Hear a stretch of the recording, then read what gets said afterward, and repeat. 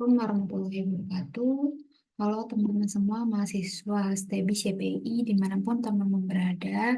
Salam jumpa kembali bersama saya Nur Hatimah dalam mata kuliah Ibadah Akhlak dan Muamalah.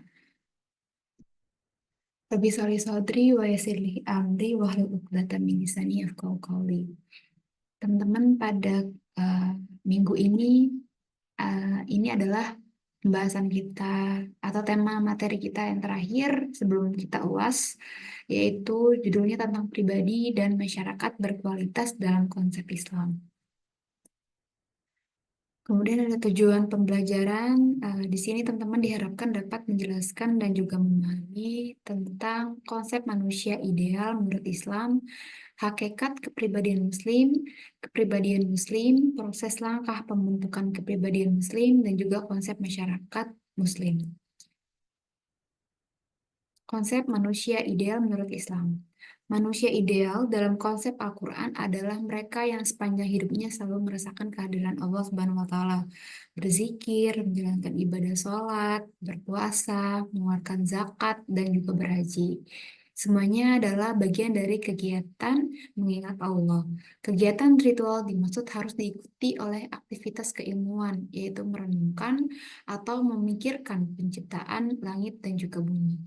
Mengkaji ilmu alam, ilmu sosial, dan humairah adalah merupakan bentuk daripada kegiatan memikirkan penciptaan langit dan bumi.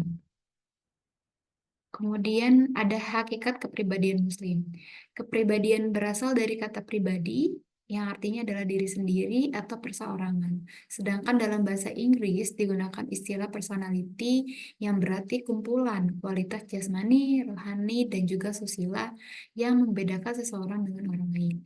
Kemudian menurut Allport, kepribadian adalah organisasi sistem jiwa raga yang dinamis dalam diri individu yang menentukan penyesuaian dirinya yang unik ya terhadap lingkungannya.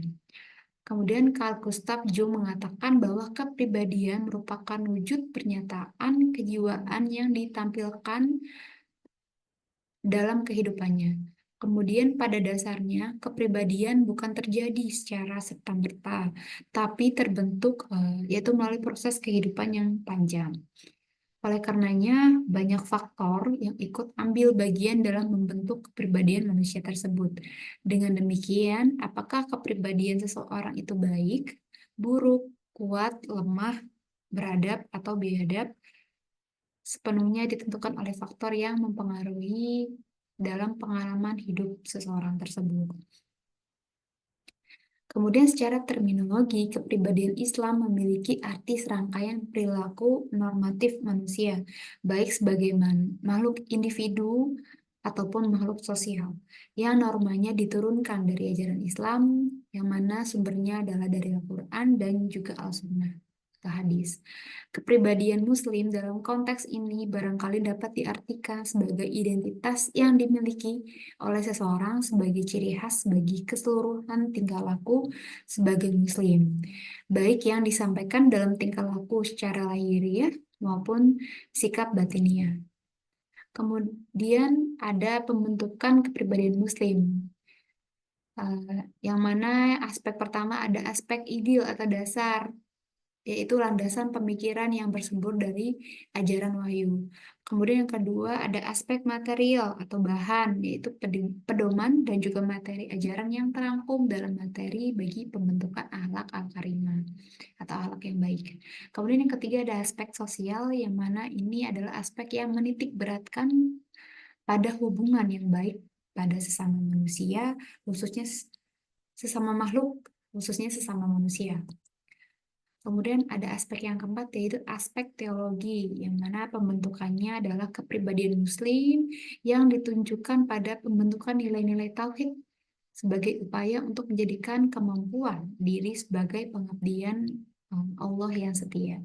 Kemudian ada aspek yang kelima, yaitu aspek teologis atau tujuan, yang mana pembentukan ini adalah kepribadian Muslim berupa tujuan yang jelas.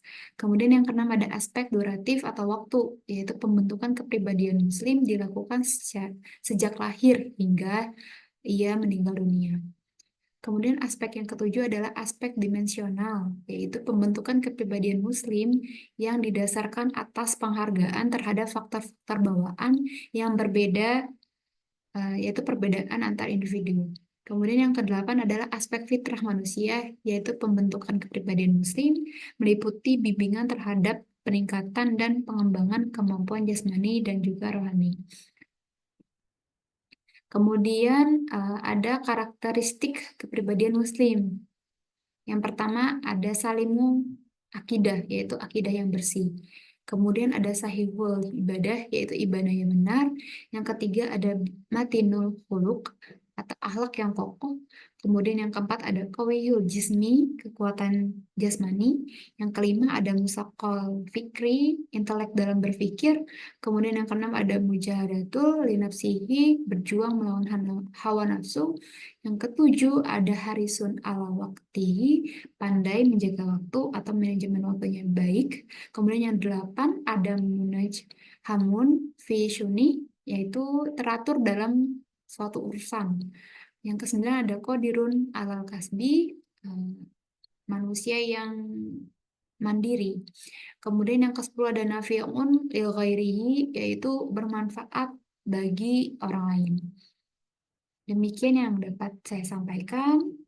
Kurang lebihnya mohon maaf. Apabila teman-teman ingin menambahkan atau ingin bertanya, silakan tulis di kolom komentar dengan format nama, NIM, dan juga tanggapan atau komentar atau sanggahan.